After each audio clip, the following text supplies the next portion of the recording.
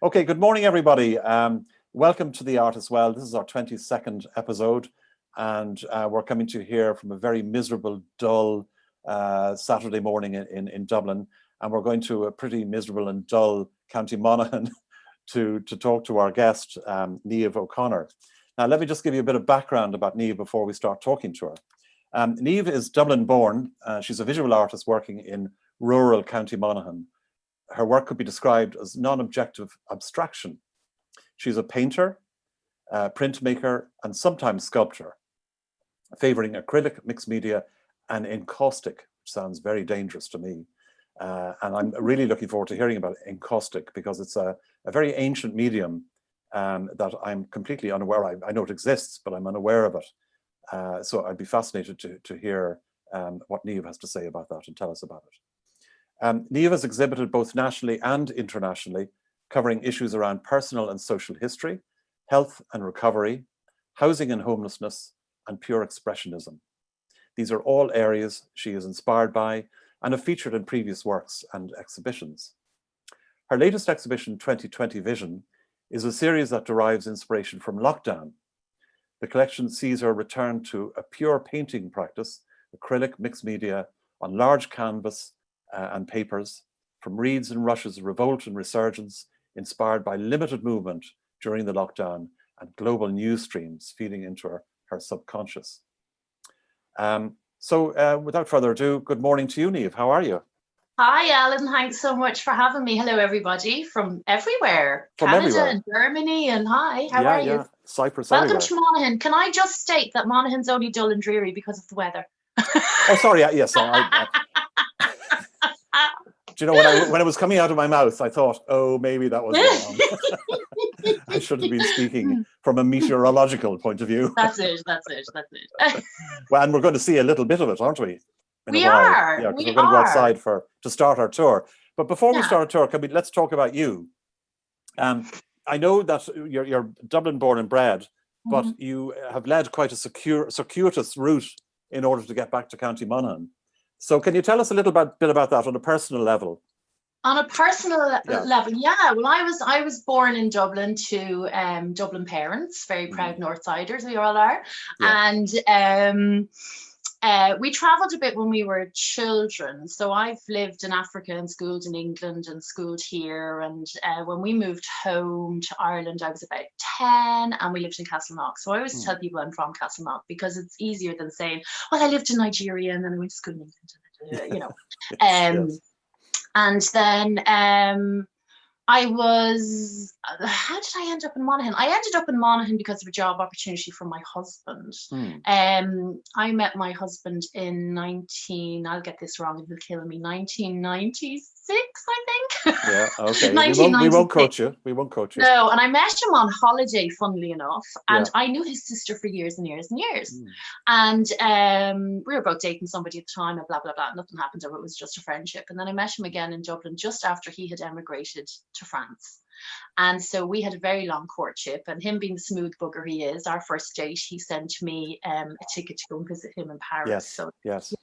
All the brownie points. It was fabulous. And after a couple of years, I was living in Dublin, living in Harold's Cross and working in Dublin in solicitors' offices. That's what I did for a long time. And eventually we got engaged and I moved to France with Hugh for a while. He was there in total for 8 years. And after about a year of me slowly cracking up after living in a house with my 5 best pals in Harold's Cross to living isolated in a town in France called Sens, which is about an hour southwest of Paris, and slowly cracking up because I was trying to learn the language and I wasn't working for the first time in my life and all those things. He was actually sent to split his week between the UK and France, and so I said, right, that's it, I'm going to go and live in the UK. France doesn't really suit me. Now I'd love it, but at the time I was quite young. So we lived in France for about a year and a half, or England for about a year and a half. We got married whilst living in England, and unfortunately, about 6 months before we got married, my husband's lovely daddy at 61 passed away very suddenly, and that really impacted him particularly, but us as a couple. And so we decided to move home, and so we both said and decided that the first job offer we got in Ireland, first really good job offer, we'd move to that location just to get home. 3 to 5 year plan, and then we'd eventually make our way back to Dublin. Well, we're here 18 years, and I have to say, I love Monaghan. The people are so warm. The place is just beautiful. I mean, it really is an undiscovered gem, you know.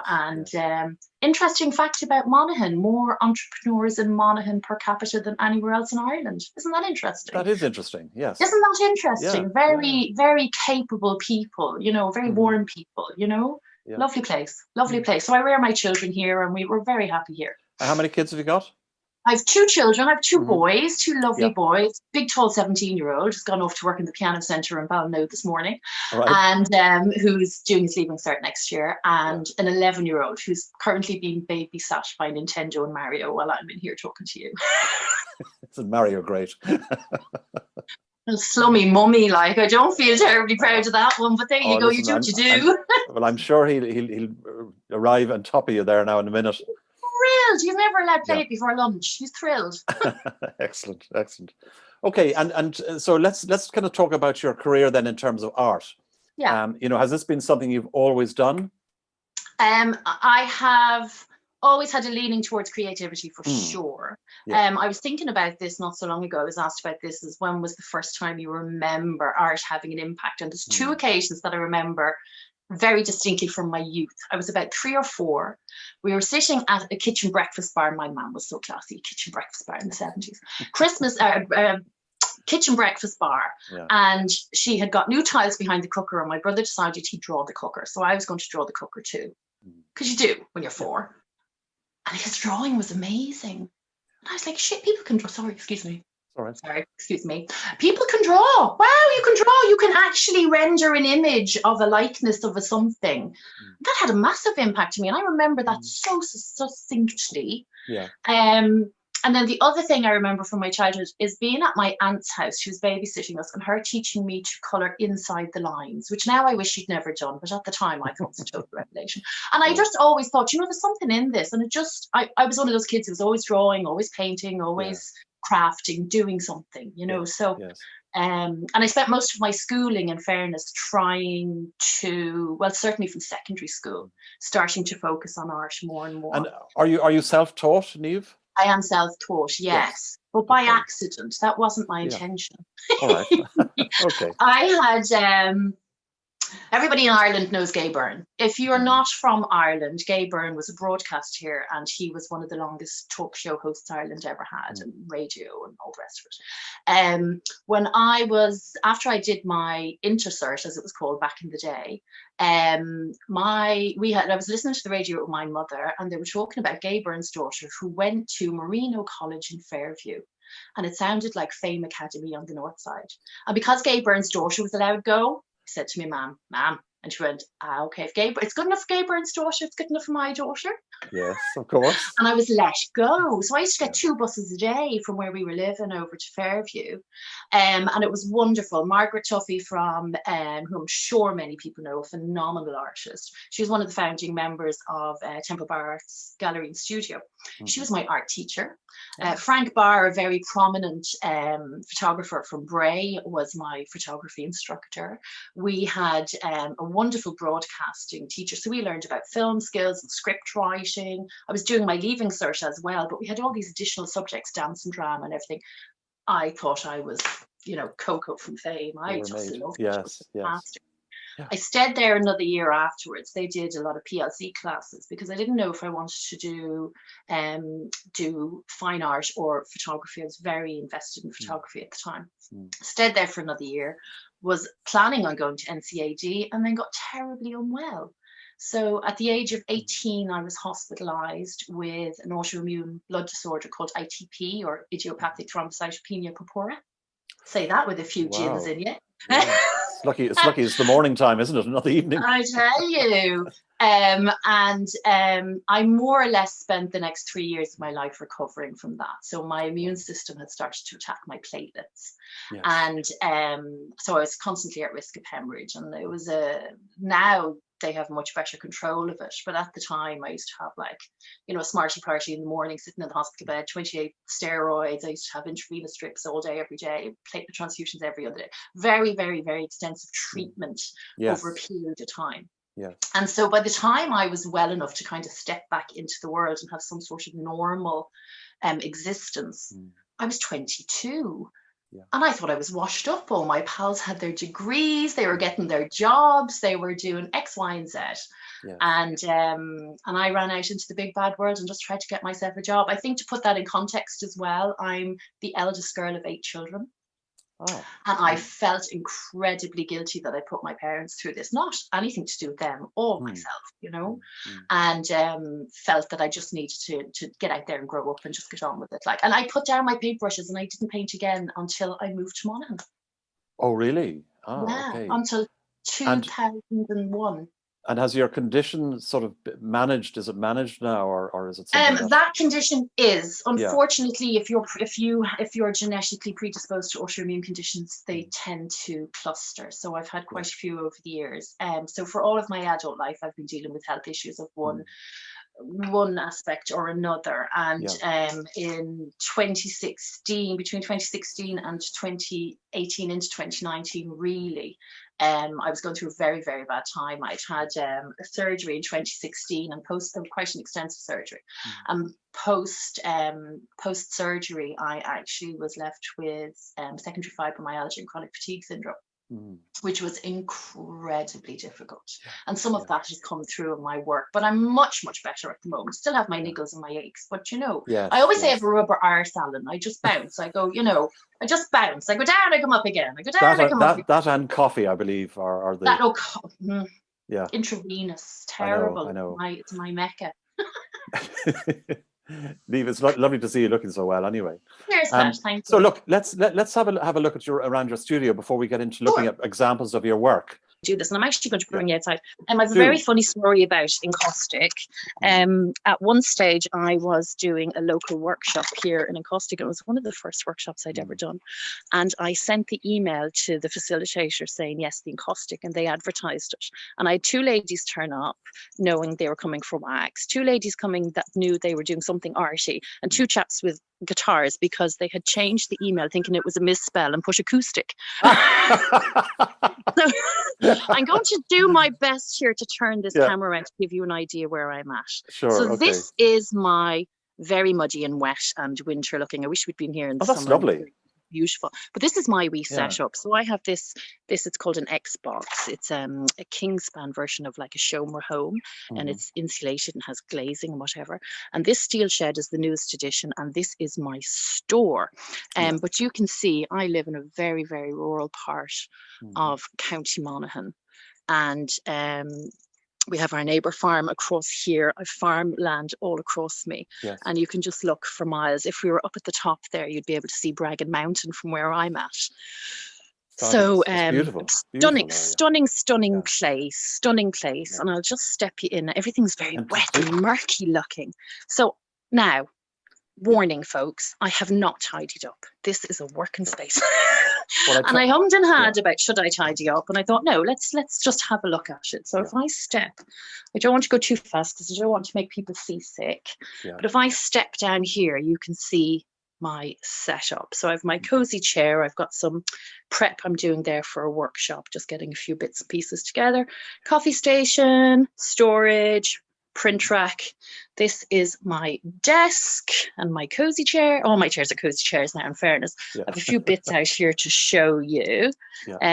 My crazy collection of books and magazines, my wee candle and my crystals. And this is some of the stuff I've taken out to show you, to talk about, because I know you're interested in the Encaustic. My collection of handmade journals that I work on.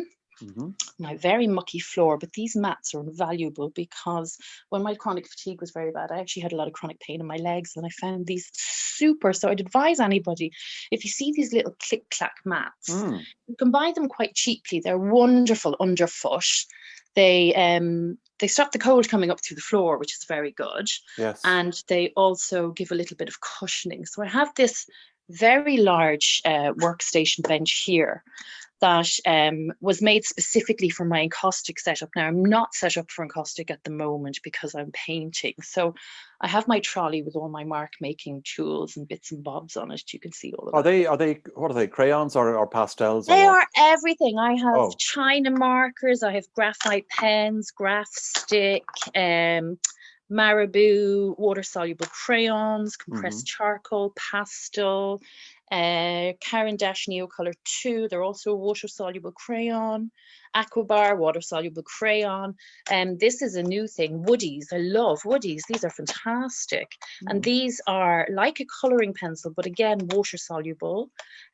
Some chalk pastel, some watercolor markers, and some acrylic markers. But I do tend to use them more in my journals than in my artwork, but they're great for fine line at the end. I love mark making. It's very much what I do. Some buckets for water, an old mirror so I can get a different perspective on the work, look with a fresh eye. Some acrylic sprays, a whole range of different types of acrylic paints. I'm not really an acrylic snob. I'm working primarily in acrylic mixed media at the moment. Yeah. I'm not really an acrylic snob, but I find I can't personally work with oil paints. I just find it very difficult. So I use all sorts of acrylic, but I like Dale Rowney System 3 gesso and Amsterdam and Liquitex mediums. So they're what I use. Sorry, what does Liquitex do for you? Liquitex is a gloss medium. Okay. So I use, you can see here, sorry, I don't want to move too fast because it will upset you visually. I try and reach. This is a cut off of a piece of craft paper. I would make an awful lot of my own collage papers. Yes. I have a bag of bits here and, bits and bobs. And all down here was all, this mess is all collage papers and old paintings and things that might be repurposed at a later date, Yes. That's on the floor. But you have that's a very busy studio. I have a very busy studio. I have a very busy head as well, though. So it kind of does, this business with clear desk, clear mind leaves me empty-minded, to be honest. So a few bits on the wall. I've been playing around. Actually, you'll get a kick out of this, Alan. Do you remember you did Noelle Campbell Sharp? Yes. I decided I'd draw her while you were on that day. And I remember you doing that. And yeah, I didn't know you then. No, and do you know what on earth is she doing working away? And I didn't realize what you were actually doing was drawing her. I don't know if I don't know if it's any good. Like I said, I'm self-taught and it's just trying to train the eye a little bit, but I must send it to her. So that's basically my setup for my acrylics at the moment. I have a few pieces on the wall here. I have a few turned to the wall, which is always the way, isn't it? And a finished piece on canvas that I took out that I want to rewrap. I wish the lighting in here wasn't super to show you that. But this was one of the pieces that was in the show. Yeah. Well, we'll see quite a few of the pieces later on, won't we? Yeah. But you can see here, this is like some of the collage papers and things. I'm very much into mark making and scoring the work and texture. So a lot of that comes through. Yes. I hope I haven't made you seasick. There is no. You're doing exactly what I asked you to do, which is super. The coffee station. Oh, and the tape. Yeah. I've discovered. Actually, there's an interest. Okay, now I'm going to spin around slowly. Bear in mind the tape. I'm going to spin around slowly because I don't want to make you too ill.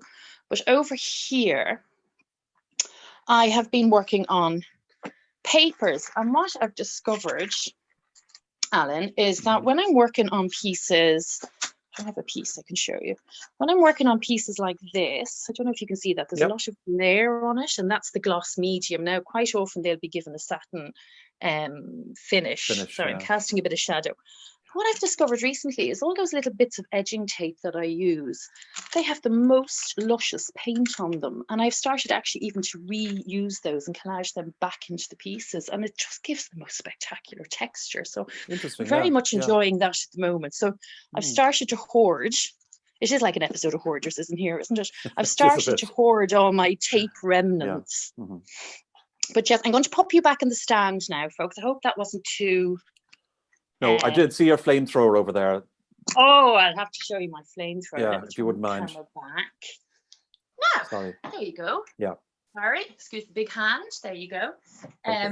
Yeah, so that's the space I'm working in, and that's Very good. I'm set up. Like I said, I'm set up for painting at the moment. And your storeroom the then, space- your big storeroom. What are my you big storing in there? paintings, panels, a lot of my encaustic materials. Yeah. I do quite a few classes. Mm. You know, as an artist, you're always trying to have an income, you know, and Yeah. one or two exhibitions a year, well, solo exhibitions a year aren't necessarily going to cut it when you're still, you know, building your name. So I do a lot of workshops, and I do a lot of workshops with EU Encaustic, which is more the kind of craft end of the encaustic range, because there's so many things you can do with encaustic. So I do a lot of women's groups and ICA and stuff like that, and so the income's taken quite a battering this year, but all that stuff is stored in there. Yes. Because I literally was like hoarders in here at one stage. I couldn't move, so we made the investment. Had a friend carpenter come over and have we insulated and ply lined the interior of that shed as well, and I have art storage racks built in there and stuff, so it's a really good space. You're it's well really, set up there. You're well set up. I am well set up, and I'm comfortable here, you know. It's nice. It is nice. Yeah, good. Okay, listen, shall we look at some of your work? This slide is a couple of shots from my very first solo show, which was in 2015. And this show is called A Ballast Full of Hope. And what you're seeing there in the second image and the final image is encaustic hand cast bowls. So encaustic, just to give you a little bit of background on it to encaustic is it is the painting medium that is older than, predates oil paint. You know, Pliny the Elder in the 5th century was talking about encaustic antiquated panels. So, you know, it's a really old medium. And it is primarily beeswax. Let me see, I have taken out some stuff here to show you. It is beeswax, and I have it here now. I wrecked the place. I have it here in a pellet form. Yeah. Beeswax and damar resin with pigment added. But for these particular bowls, I didn't add pigment because I wanted that transparency. A Ballast Full of Hope was a thematic show that was exploring the journey of the Earl Grey famine orphans in 1845 from Ireland to Australia. And what inspired the whole idea is there is a stunning room in the workhouse in Carrickmacross that has been preserved beautifully and very sympathetically, and it was the girls' dormitory. And you can see in the second image there, it's like a wooden platform. That wooden platform is a replica I made of the bed platform in the girls' dormitory. And the girls' dormitory was supposed to house, I think it was 60 or 80 children at the time it was built. And during the famine, there was over 200 little girls between the ages of 2 and 18 sleeping on a bed platform. So I made these vessels. I made these little, very translucent, very delicate, all different sizes, little ones around the edges like they used to do with the girls, because the wetters were put to the edges of the bed platform. And that piece was called Bed and Breakfast. The bowl, you know, we're all used to the bowls, but that whole idea that everyone was different, and these were fragile little vessels. There was a number of other works there. You can probably see some of them in that third image. So, and another installation shot there. And what's this one over here? See that hanging on the wall there? Yeah, this piece here. This piece here is actually the title piece for the. I tend to title my shows after one of the pieces from the show. And this is The Ballast Full of Hope, and this is a wicker shape that I have made and coated in bronze encaustic, and it is holding encaustic. I call them orbs, and if I think there is a close-up of that somewhere along the line, Alan. I think I did send you a photograph of that.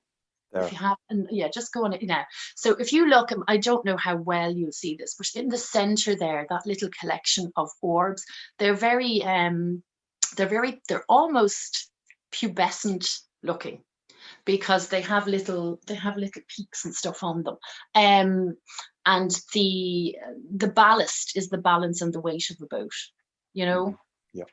And it was this whole idea that these girls ended up being a kind of a stabilizing influence on the colonies at the time, because Earl Grey was the Secretary of State for the colonies, and at the time when Ireland was in famine times, they were calling out in Australia for females. They wanted domestic assistants. They wanted wives for their men.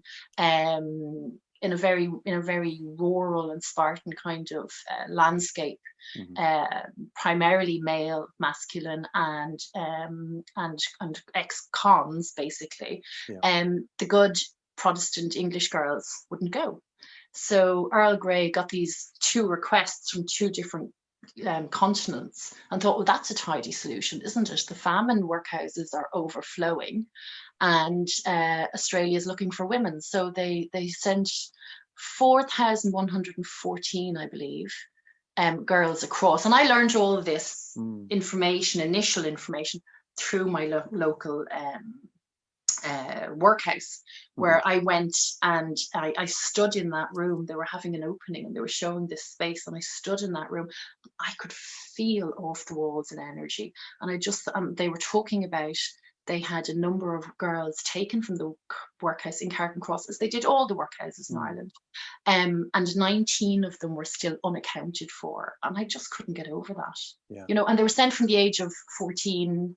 They were supposedly orphans, but quite often they had at least one existing relative who, you know, who would either not claim them or just thought it was a better opportunity for them. Probably that too, Probably that, you know. So it was a fascinating history, really interesting story. And actually it also led me on then to look at other situations. There is another story about the religious orphan houses in Australia then, and they had their own problems and issues right up until the 1980s, you know. So there's a long history of transportation of children and things like that, for various reasons, most of them political. And I suppose at a time when the church here was under a lot of fire, it just seemed quite a poignant subject matter for me, you know. Something absolutely. I just wanted to explore. Yeah, very good, very powerful. Thank you. Okay, moving on. I might say, actually, this is part of where the encaustic obsession started, because beeswax is a natural preservative. I felt like I was making some sort of memorialized work, that these energies, and these, that I'm very much about energy and preserving energies, which I think comes from my chronic fatigue syndrome. But these energies are now encapsulated within wax and retained in a natural preservative. It just seemed fitting, you know. Very much so, yes, very much so. These are 3 of the small block series that I made, again telling the story. So we have, if I remember correctly, Sailing Away is the first piece, Worm's Turn is the second, and the third piece, I believe, is called, is it Growth and Bounty, or Young Bloom, I think it's called. And again, this is my interpretation of, you know, the journey, the circumstance they found themselves in, and then how they fared. And a lot of them did quite well. A lot of them survived and managed quite well, you know. They call them the mothers of another nation, you know. Yes.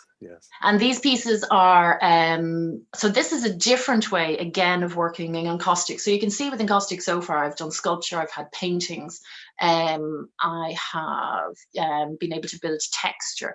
These are actually wax and pigment monotypes on kozo paper, which is a rice paper. And these are scrolls, and these were called my spirit letter series. And again, these are kind of mapping the journey, if you like, across the water, but all of these have what I refer to as a semic writing in them.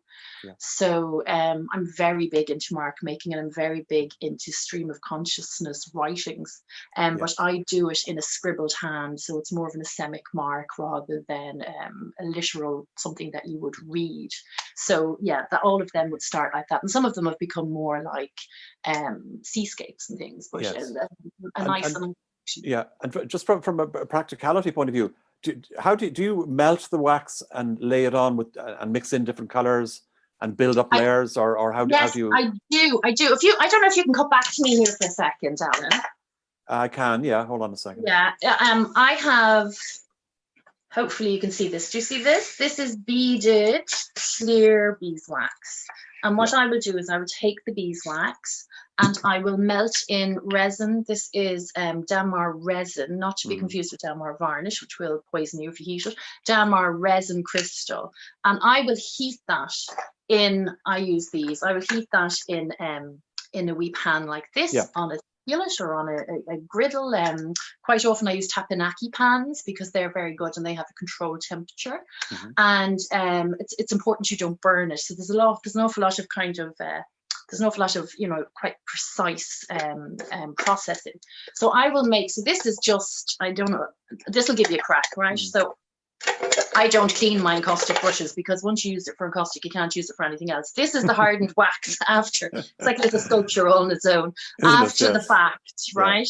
And I use these pans and I will heat the wax. So then what I will do is when the wax is heated, for the likes of the print work that I was just showing you there, the spirit letter, I will then take, I have a lot of kind of chocolate bar silicone things.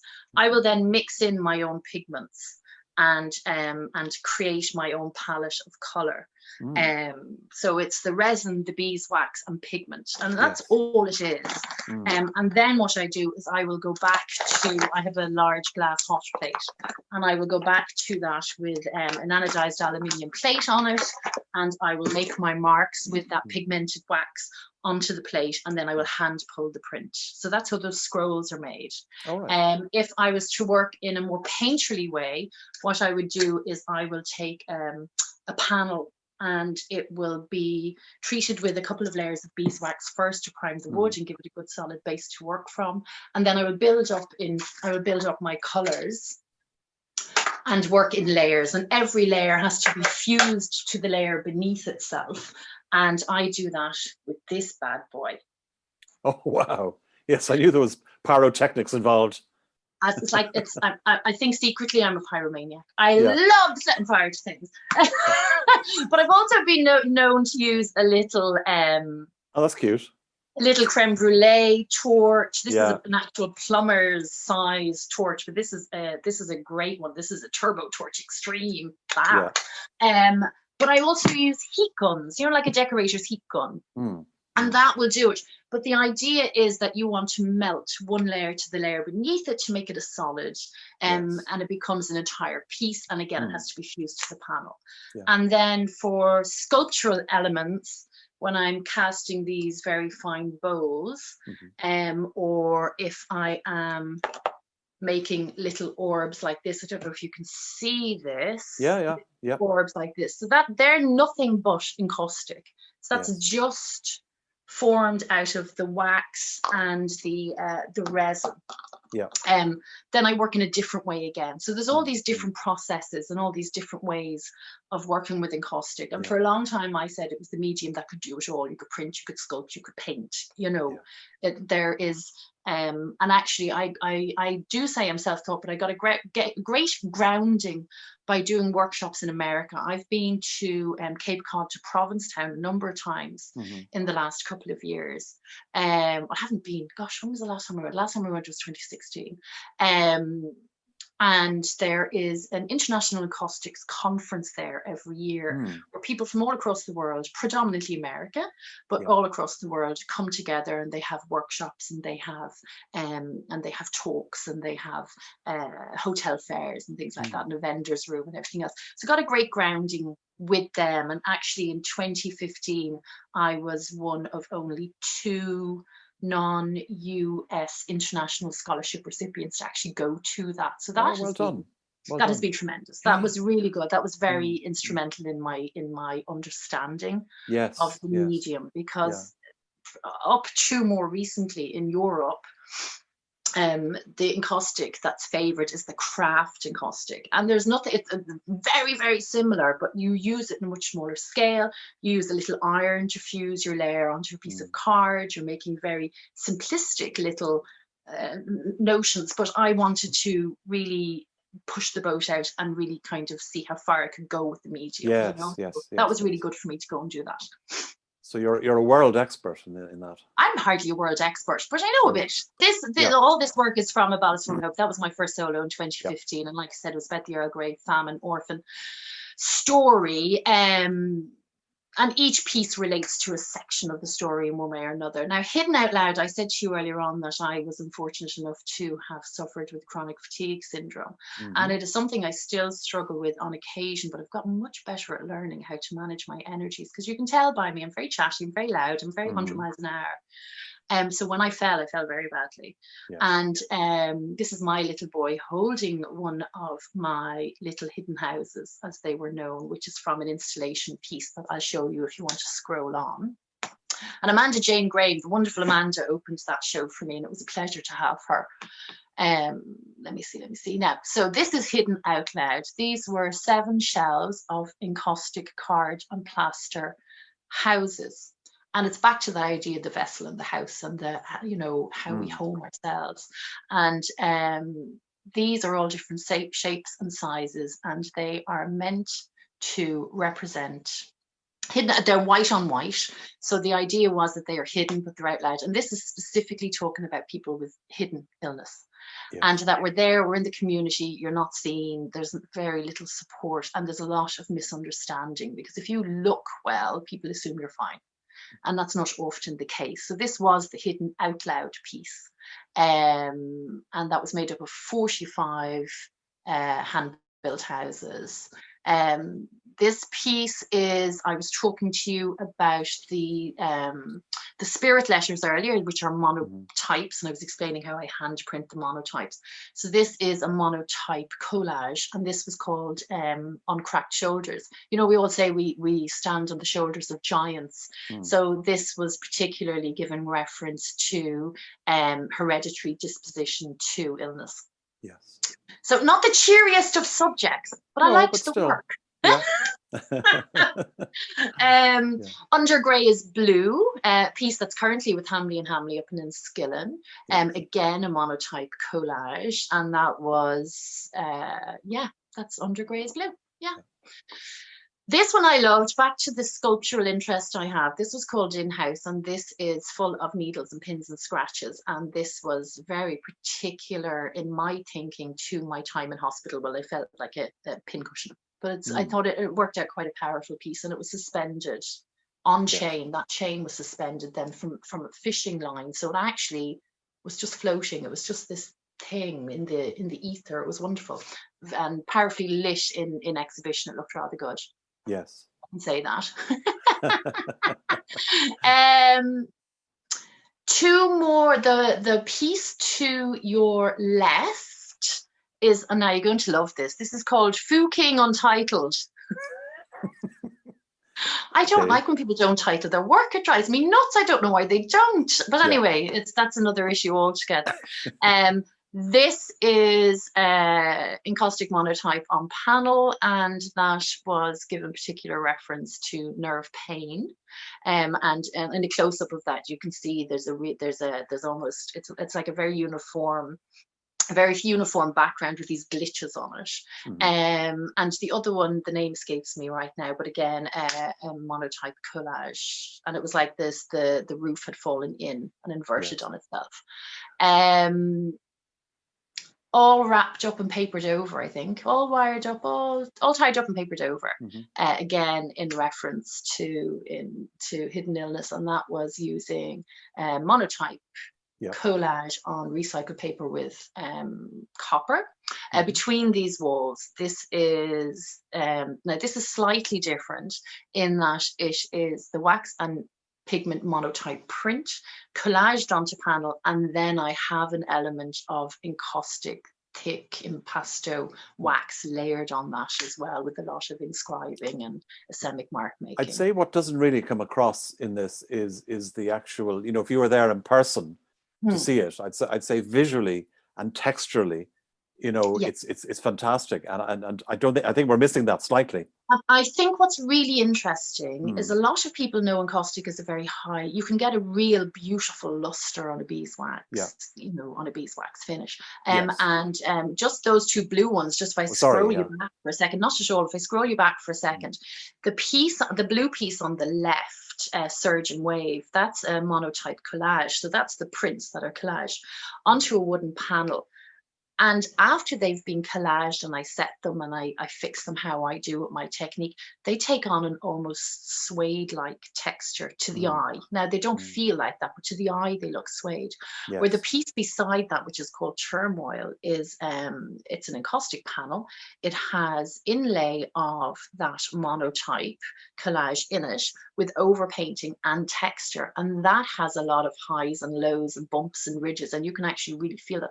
And that has quite a gloss finish. So the difference between the two, really, you can really create some interesting effects with that in itself, you know. Sure. If you want to go on then. So that was a hard show for me because I was literally coming out as a sickie, you know. Yeah. and then I started looking at healing and ascension and the wisdom that you gain from the circumstance I'd found myself in and all the rest of it. And I did this whole series called Shape of Life. And these are all encaustic monotype, lots of golds and pinks. Yes. And that was about self-love and ascension. That was very color based, you know. That this is another series following on from that called Left of Field, and again these are coming back to my interest in mark making, I suppose. Really, these are pure monotype, they're not collaged, and they would be multi-layered prints, and they were fixed to panel and exhibited with a show called Shifting Walls, which was 5 female artists, I probably shouldn't emphasize the female, but 5 artists. And we were all women of a certain age talking about things that had occurred in our lives. And so I think mine was the most abstract of the selection of works, but they were a wonderful group to work with. And we had a touring show for them. So that's just a sample of some of them. Oh, and then I've popped in some of my 3D work from some projects and calls and things I did over the years. This was a recycled hubcap. It was for a group called landfillart.com. And they were an American company, an American project that were asking people to take a hubcap and recycle it into an artwork. And some of the pieces were phenomenal, but I had to be very conscious of getting it to Virginia in the US. And so I decided that I would, using my favorite medium at the time, Acoustics and cheesecloth and nylon stockings and wire, that I would make this bloom as if something was coming from the waste, you know. Yes. And how we can save the planet with our recycling.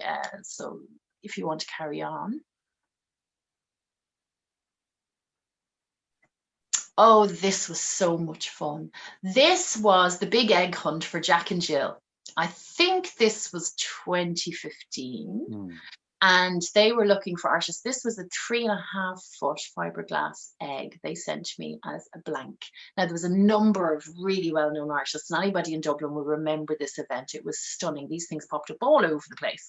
And the idea was that they were having an auction, and Jonathan Irwin's charity for the Jack and Jill Foundation, named after his son Jack, was the person behind that who organized it all. We were sent these eggs, and there was a hunt in Dublin, a treasure hunt. These were dotted all around Ireland. There was a treasure hunt.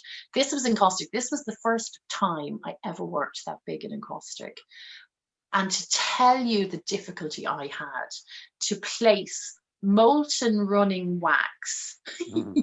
I was used to working on the flat onto an orb for all, you know, this shape and not just have it bottom heavy and all dribble to the end. That was the hardest work I think I ever did. But the egg was called Laced, and it was just an ode to my favorite boiled egg. It was laced with black pepper, and I actually had black pepper in the encaustic in the final layer. And this lace work was I did with a stencil and textured waxed over it to get that texture of the lace, and then oil paint infilled it. But it was a fantastic thing, and it was glowing. It was just glowing when it was finished. It was beautiful, and I believe it now lives in London. Does it? It's very beautiful, very beautiful. Thank you. Yeah. And this, here's Baba Muck. So Baba Muck is based on the tale in Castleblaney of Melod's pig, and at Loch Mucknow there's a place which is in Castleblaney. There is an island, and it was a monk's retreat, I believe, or I believe there was a church on the banks of the lake, but this monk wanted to have a more isolated spot, and he wanted to build an ode to his god, and he was trying to build a tower in this little island that was just off the shoreline. And every day he'd go back and forth with his boulders, and he was trying to build a tower and with his boat, and every next day he'd come back and the whole thing had been knocked. And so he head out one night to watch and see who it was. And it was Melod's pig. That's what they called the pig. The pig wanted to keep the island for himself, and he used to knock it. He didn't want it there. He wanted it on. No, actually, I'm telling a lie. It wasn't on the banks of the lake. The monk was building it on the island, and the pig kept knocking it. And the idea was that the pig was God's way of telling him he wanted it on the lake shore and not on the island. Yes.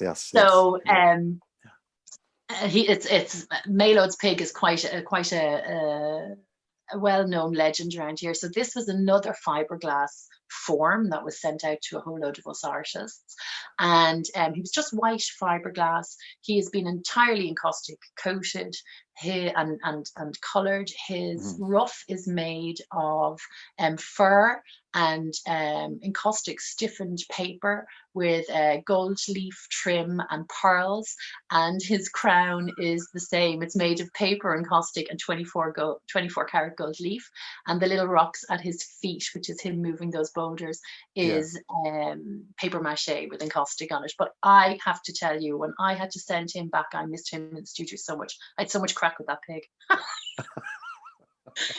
come in every morning and go, "How are you, Baba?" Me and Baba Muck became great pals. I missed him when he was gone. He's a very posh looking pig. Yeah. And I believe, so he's the king of the pigs. I believe he is in Greece. Really? Yeah. Yeah. Lovely. Do you know what? I've so many questions that people are asking. Yeah, fire away. I'm wondering, could we cut it short? Sure. Because what I want to reference though is your 2020 exhibition. Yeah. Which we're missing if we do this. Yes. But yes, what please what do, I'll because do. There are these two distinct elements to my work. So this is like my history in encaustic, and now I'm back to a kind of painterly practice, and I would like to share that work if I could. Well, then we might just race through it, if you don't mind, just to get to it, because as I say, I'm anxious to get to there's 2020 vision. Here we are. And that's your title piece here. That is my title piece. Now, 2020 Vision, this is an entire body of work that was made in lockdown 1. So I started this in November 2019 with the next piece, which is called Safe House. And Safe House was a piece I was asked to make for an exhibition called Arts Femin. It was called Sexy Arts Femin in Switzerland, in Gstaad in Switzerland. So I made this piece in November of last year. And this piece was primarily, you can see the house shape here. Yes. This was for a woman-to-woman charity event. I've done lots of charity gigs and stuff over the years, and no harm. But this was a sales opportunity. But I decided that I would make and custom design a piece for this exhibition, and this was meant as there was a lot of talk about domestic violence and stuff even before lockdown. And with this woman-to-woman charity, I thought I'd make something that was a little bit more relevant to their story. So the Safe House was meant to be a safe house against all kind of antagonists to women everywhere, and that was made in November, and that was kind of a launch pad for me coming back into painting practice. That's about 110 centimeters square. And that brought me back into the studio. And so when I was here during lockdown, my husband was off work for 7 months. And so I had so much freedom in terms of my time that I could come into the studio for longer periods of time. And I had done a residency in Tyrone Guthrie at the end of January. And I had started these works there. We'd been doing lots of, while my husband was off work, we were doing lots of little walks around local lakes and stuff. And then when the 5K came in, that was all we could do. So I started doing these kind of abstracted kind of lake bed and paintings. This one again is I make an awful lot of my own collage. I'm very into mark making. I do a lot of visual journaling and stuff like that. So I'm making all of my own collage papers. And this is acrylic and collage paper on canvas. Yeah. And this is called Russian Reeds. Not Russian reeds, Rush and Reeds. Rush and, yes. This is Dancing by the Embankment. And actually, the little mock-up photograph probably shows you the colour in that better. It's warmer than it looks in that large piece.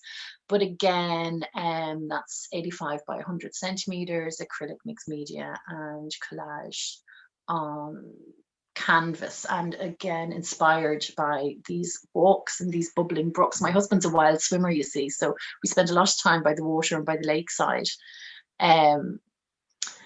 These two I like very much. These are again acrylic and mark making and my handmade collage on canvas. The one to the left is called Sharp Distance, and it is a visual reminder of the actual jetties down by where my husband swims. But the sharp distance I was given relation to was very much about missing my family.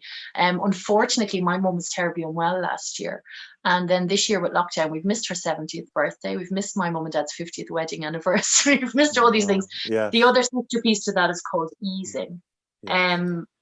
These are particular to water, really, these two, Fall and Splash. No, I always call it Splash. It's not called Splash, it's called Spray. Fall and Spray. Yeah. And again, these kind of abstracted lake walks on canvas. These two are actually on bamboo paper, which I find an amazing paper for mixed media. And these as well. So the blue one to your left is Splash by the Jetty, and the other one is Dreaming Across the Pond, which has just gone to a new home just locally quite recently. She's very, very pleased with it. And they're all fairly large pieces, aren't they? Well, those pieces, the pieces that are on the bamboo paper, they're probably about, I think they're about 50 by 60. Yeah. And then the pieces on canvas are a metre by about 80, or a metre by metre squared. So this is probably 85 by 100. And this is called Here and Now. And this and 2 or 3 others, including the 2020 work, are really that stream of consciousness, that kind of idea of the global news stream coming in. So there's this kind of juxtaposition between the madness of the world and these beautiful idyllic lake walks I was having. And this was talking about the kind of the chaos and Floyd and Trump and all of that, you know. I don't like to explain because it's abstract. I want people to see what they see in it, and I don't want to necessarily explain it too much. Just no. Yeah, I think you're right. To give some context, right. You know. Yeah. Miriam McConnell in Cyprus says, "Wonderful work, Niamh. Yvonne, where did you get the bamboo paper, please?" Where do I get bamboo paper? I have a problem pronouncing this. Hamamali. What's that lovely? We'll move on then. Yeah. Okay, we'll take that offline, Yvonne. Sure. No, I don't mind. Loves the hubcap incarnation, says Trish Darcy. Thank you.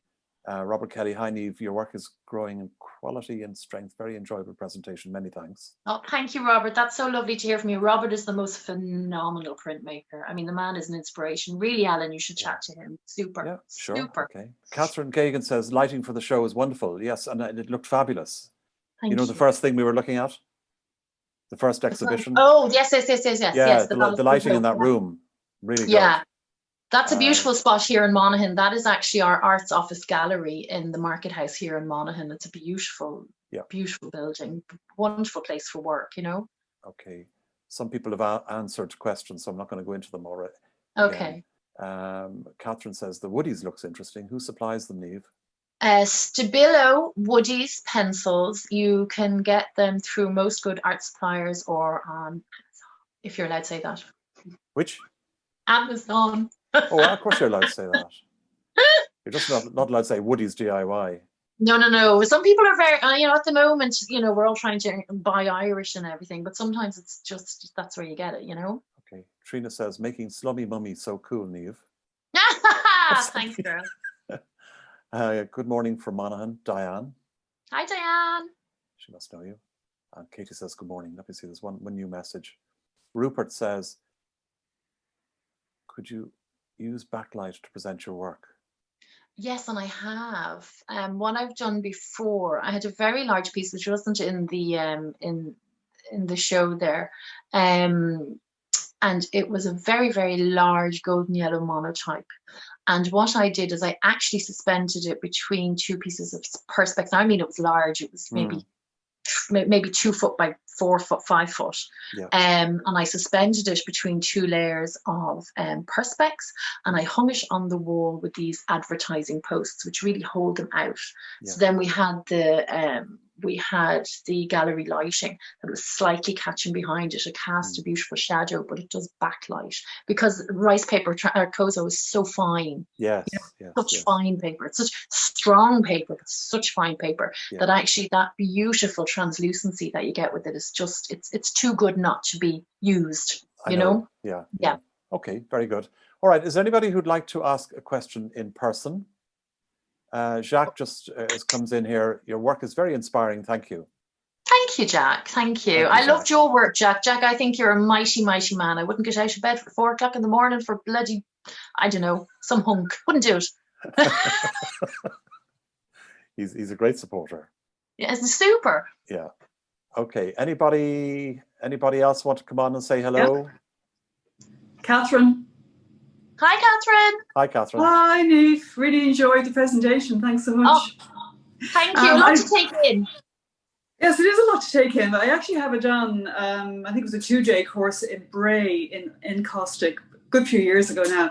I can't quite remember when, the finished piece, how is the surface preserved? Do you put something over the whole lot?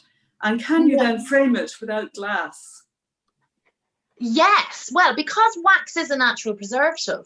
So it is a natural preservative. So it is impervious to moisture. What will happen is there is a hydrocarbon in wax, so that when it changes temperature as it cures, you will get this kind of dusty surface to the top of it. Did you ever buy I always use this as an example. If you ever bought a bar of chocolate, when you opened it, it looked a bit kind of grey and dusty. Yeah. That's the hydrocarbon. That's coming from the beeswax that they use in chocolate. Well, it's not. It's coming from chocolate. It's the thing that happens in chocolate as well. But that happens in with beeswax. So actually, it's an incredibly resistant medium. You do not have to put a finish on it. It is its own varnish. What I would suggest to anybody that owns Encaustic is that at least once a year you take it down and you clean it very gently, and I would always recommend like a nylon pop sock on a flat hand, because it'll bring the sheen out in the wax and it'll also remove the dust.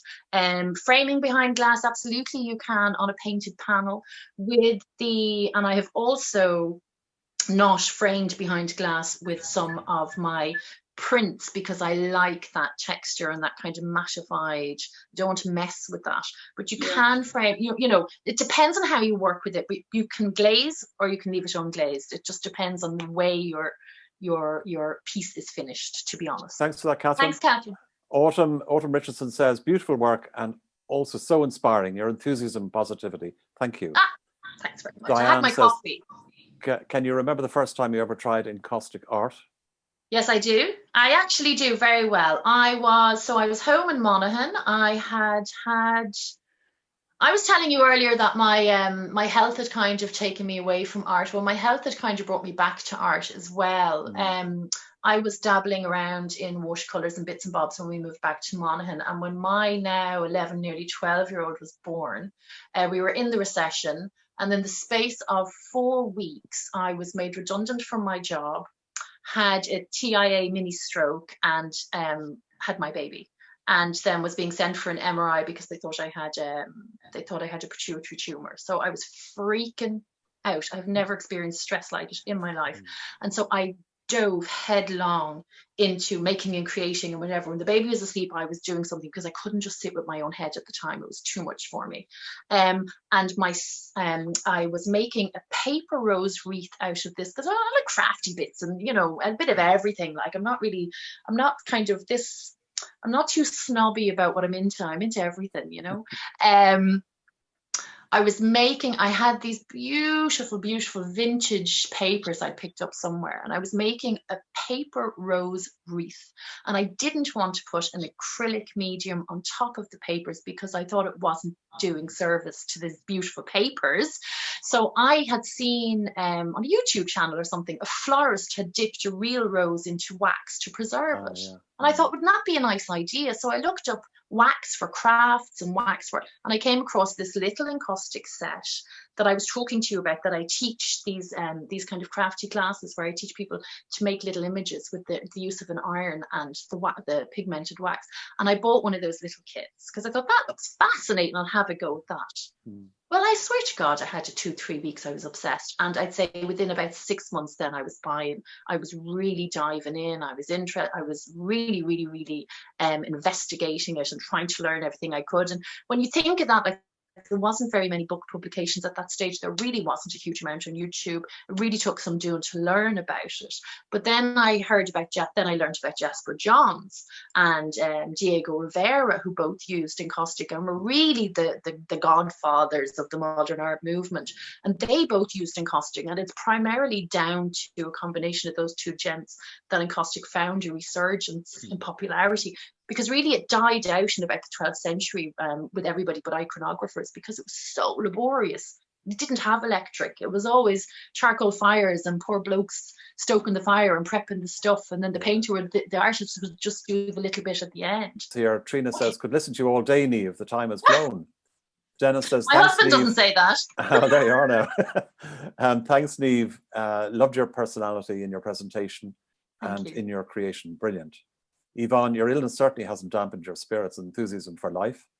Morland says, wonderful, uplifting presentation. Thank you. You're fascinating, so creative, well done. Thank you very Trish much. Says, very interesting. I've learned loads about an area of art I never knew existed. So thank you so much, Niamh and Alan. Rupert says, you have a small place to work in.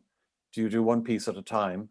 Well, that's a yes or no. That's a yes or no. Well, it's well, when I'm doing encaustic, yes. When I'm doing painting, no.